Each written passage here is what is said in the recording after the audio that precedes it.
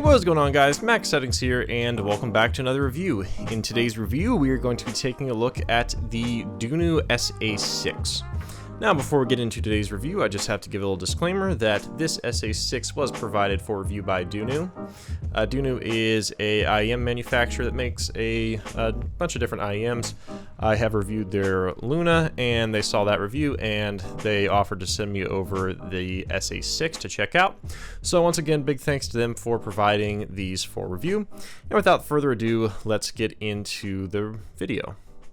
So the SA6 is one of Dunu's studio line IEMs, and it's a 6BA design, and it's quite an interesting IEM offering from Dunu, and today we will see what I think about it. So let's go ahead and get specs out of the way.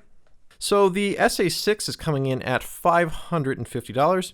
It is using a 6-balanced armature design with a 60 ohm impedance, a sensitivity of 113 dB a milliwatt, and a frequency response of 5 to 40,000 hertz. Okay, so now moving into the build of the SA6. So the SA6 is one of those IEMs that has like a faceplate that's different on every single pair.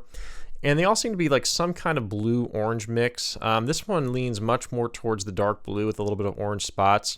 But I've also seen ones that are primarily orange with some kind of blue. I'm not quite sure what this material is that they're using, but it looks really nice overall. Then it has like a smoked clear plastic shell. And you can see the drivers inside. It is using my preferred style 2-pin connector.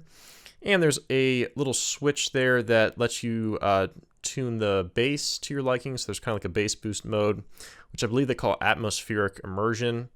And yeah, it's a clear plastic shell, but it feels solid enough in the hand. And I would say it's a decently built IEM despite it being plastic.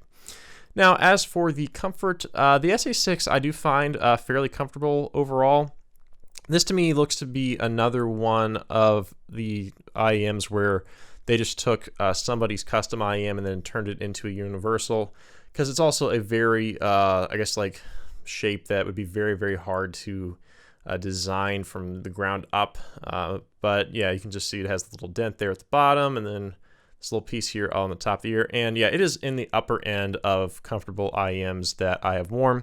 And I don't think too many people should have issues with it. The nozzle's very, very short, and it's a good ear-shaped IEM overall. So yeah, SA6 comfort is quite good.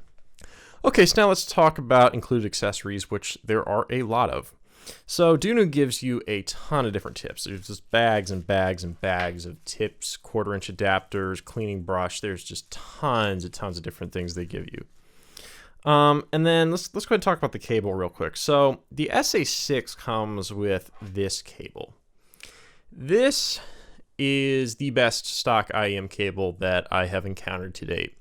I really, really, really like this cable. It is I believe it looks like an 8-strand braid with like a kind of like a silver and black wire. It has a really nice shiny metal splitter and these nice shiny 2-pin connectors. And it's got some weight to it. It's a heavier IEM cable, but it feels really nice and really premium. And it's also very, very flexible. It bends nicely. It feels great on my ears. I love the cable on the SA6. And then it has the Dunu swap system like I showed you on the Luna, where it's just a LEMO connector, and then you can pull it off, and then you can switch the connector to whatever you want. And they also give you a 2.5 millimeter and 4.4 millimeter, which are sitting right there. So you can use whatever source connector that you want for the SA6. So great cable on these. And then as for the case, you get this blue leather case with a silver zipper. Has a nice little pocket inside to store either extra tips or the connectors. And yeah, this is a nice carrying case for the SA6 and definitely feels nice and quality. So that is the included accessories on the Dunu SA6. Okay, so now moving into the sound of the SA6. So starting off with the frequency response. Now of note, there are two tuning profiles for these. There is default and there is atmospheric immersion. Now essentially the difference between them is a couple decibels of bass boost. It seems to only raise the bass by, I'd say, 2 to 3 decibels in like the sub bass and mid bass region. And yeah, it's a, I don't want to say very subtle difference, but it's a small tuning change. You definitely can notice it.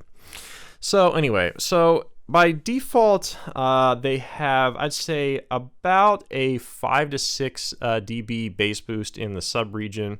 That pretty much rolls off by the time you hit around 200 hertz. When you have atmospheric immersion on, it's a little closer to like maybe 8 or 9.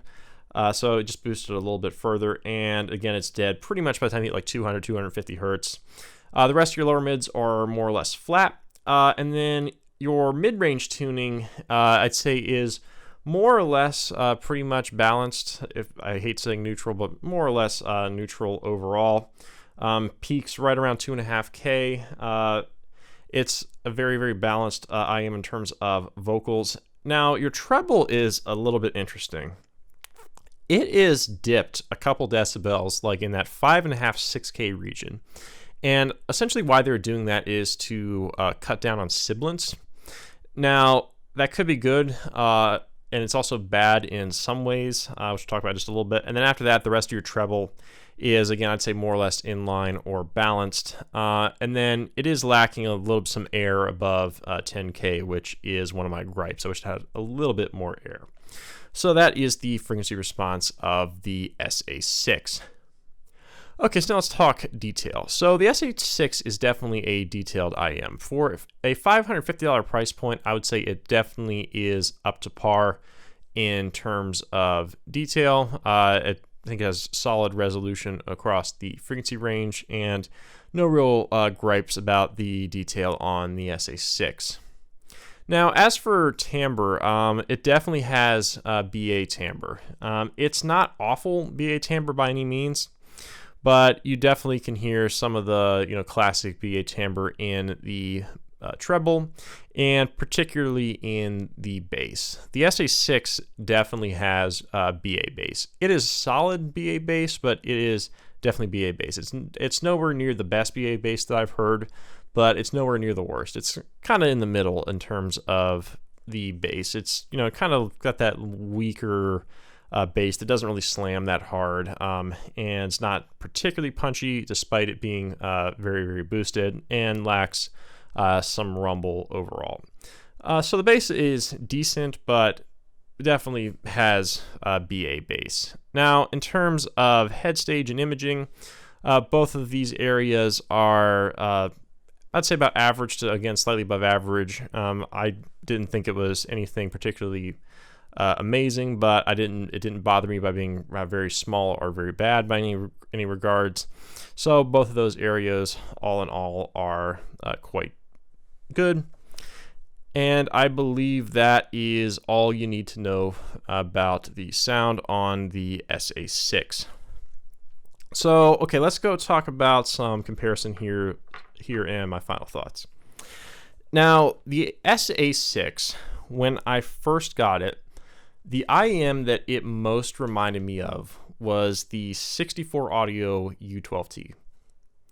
And that should be high praise, or should be perking your ears up a bit, because the U12T I consider to be the best IM that I have ever heard. It is my favorite IM on the market. And the SA6, to my ear, had very similar tuning to the U12T. I'd say about a week after I got it, Critical measured it, and I compared the graphs, and lo and behold, with atmospheric immersion on, it measures very, very close to the U12T in terms of frequency response. Now, the area where it mostly differs from the U12T is that 6K dip that I mentioned. And the 6K dip is probably my biggest issue with these. Like I said, I get why they did it. It was to basically try to negate sibilance, which is a solid play. but it makes some treble sound kind of dull and lifeless. And I could almost see EQing it back in if you picked up a pair of these. So that was pretty much my biggest complaint about that and the Air. Now, I'm not saying by any means that these are like the U12T. If you want to get an idea for what the U12T signature sounds like, I would say probably pick these up and EQ back in the 6K, maybe 3 or 4 decibels. And that should give you a decent idea. But the U12T has got much better bass, even though it also is BA bass, but that is the best BA bass that there is. It has way more detail, way more air. But the SA6 is kind of like the baby U12T. It's got like half the drivers. I don't want to say it performs half as well, but that's kind of like how you could think about it. It's like the baby U12T in terms of its tuning and technical performance. Other comparisons, I have the Illumination here on the table. Illumination, I think, is a little bit more detailed, much better timbre overall. Tuning, I'd say, is not as good. I definitely prefer the tuning of the SA6 to the Illumination. Illumination's got that weird bass, but this has got BA bass, so they both kind of struggle in the bass region.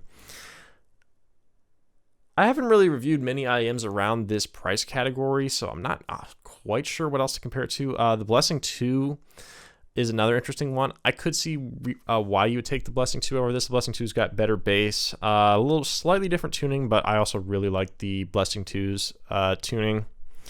SA6, I'd say, is slightly more resolving in the treble, but not tremendously so. But all in all, the SA6 is a very, very good IEM for the $550 price point. It is marketed as a monitoring IEM, and I definitely can see that given its signature and its fit and everything. So the SA6 I really do like a lot, and it does get my recommendation at its price point. But anyway, guys, I hope you enjoyed my review of the Dunu SA6. Once again, thanks to Dunu for providing these for review. I will link to their website below if you want to pick a pair of these up. And I will also link to my Twitter, my contact email, and all other relevant information. But anyway, guys, I hope you enjoyed the review. I look forward to seeing you in the next one. Bye.